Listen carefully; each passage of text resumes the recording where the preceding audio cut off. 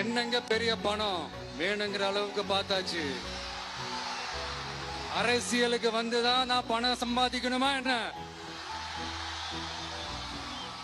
அதுக்கு கொஞ்சம் கூட அவசியமே இல்லை.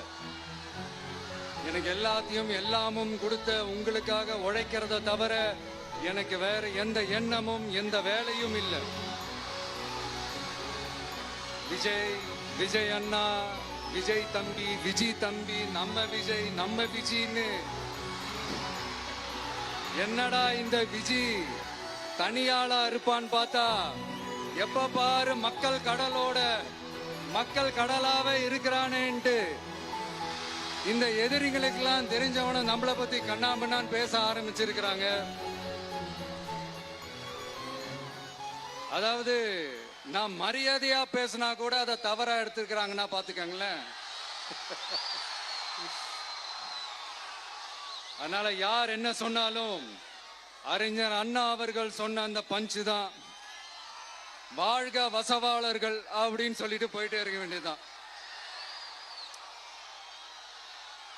நான் மதுரை மாநகர